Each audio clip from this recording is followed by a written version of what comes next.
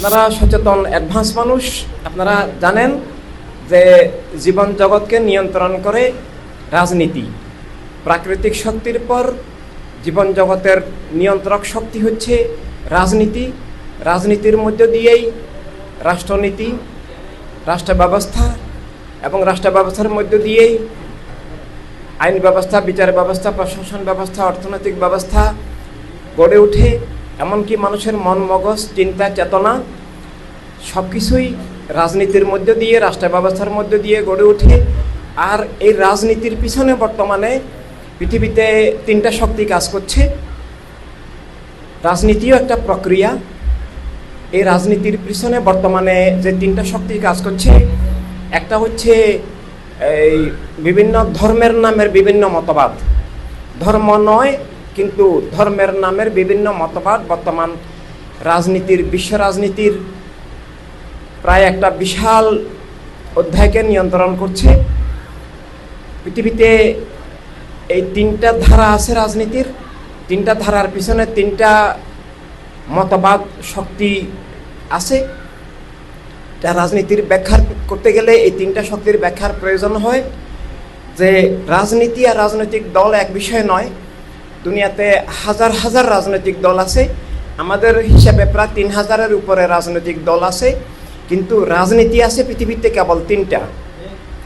একটা ধর্মের নামে রাজনীতি, ইসলাম ধর্মের নামে, অন্যান্য ধর্মের নামে রাজনীতি, রাজনৈতিক দল এবং রাষ্ট্র ব্যবস্থা, রাষ্ট্র আছে।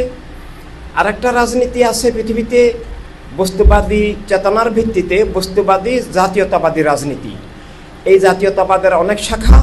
কোথাও ভাষাগত জাতীয়তাবাদ, কোথাও বর্ণগত জাতীয়তাবাদ, কোথাও রাষ্ট্রগত জাতীয়তাবাদ, কোথাও লিঙ্গগত জাতীয়তাবাদ, কোথাও গোত্রগত জাতীয়তাবাদ। যেমন কেবলাভূমি আল আরবে যে সৌদি আরব নামে যে রাষ্ট্রটা, এটা সৌদি গোত্রবাদী জাতীয়তাবাদী রাষ্ট্র। তো এভাবে গুলোকে আমরা ভাষাগত জাতীয়তাবাদ, রাষ্ট্রগত জাতীয়তাবাদ, লিঙ্গগত, বর্ণগত, গোত্রগত জাতীয়তাবাদগুলোকে সংক্ষেপে আমরা এক শব্দে বস্তুবাদী জাতীয়তাবাদী রাজনীতি বলতে পারি। কারণ কোনো না কোনো বস্তুকে ভাষা, গোত্র, দেশ, রাষ্ট্র, লিঙ্গ, বর্ণের ভিত্তিতে তারা মানব সত্তার ব্যাখ্যা করেন, মানব জীবনের ব্যাখ্যা করেন এবং সেই ভিত্তিতে মানুষে বিভেদ, বিদ্বেষ, বৈষম্য তৈরি করে। সেই ভিত্তিতে বস্তুবাদী চেতনার ভিত্তিতে তারা রাজনীতি তৈরি করেন এবং রাজনৈতিক দল তৈরি করেন এবং সে ভিত্তিতে তারা রাষ্ট্র তৈরি করেন। এভাবে বর্তমান দুনিয়ায় ধর্মের নামে রাজনীতি এবং জাতীয়তাবাদী রাজনীতি আর হচ্ছে সমাজতান্ত্রিক রাজনীতি, এটা বর্তমানে একটু দুর্বল অবস্থায় আছে, তবে আছে। তো পৃথিবীতে এই তিনটা রাজনীতি আছে। এই তিনটা রাজনীতিকে ইনসানিয়াত বিপ্লব চ্যালেঞ্জ করে যে এই তিনটা রাজনীতি ধর্ম বিরোধী, জীবন বিরোধী, মানবতা বিরোধী, অধিকার স্বাধীনতা হরণকারী।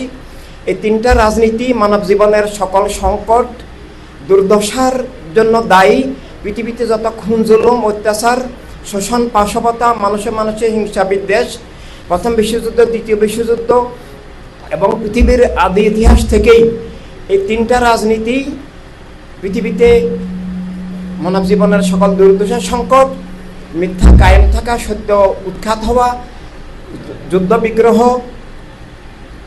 অভাব অনটন, দারিদ্র, সব কিছুর পিছনে আমরা ইনসানিয়াত বিপ্লব মনে করি, বিশ্বাস করি এবং আমরা প্রমাণ করে তুলে ধরেছি যে এই তিনটা রাজনীতি ধর্ম বিরোধী, জীবন বিরোধী, মানবতা বিরোধী এবং এই তিনটা রাজনীতিকে মানব জীবনের সংজ্ঞায়, মানবতার দৃষ্টিতে এবং ধর্মের দৃষ্টিতে রাজনীতি হিসাবেও স্বীকার করা যায় না।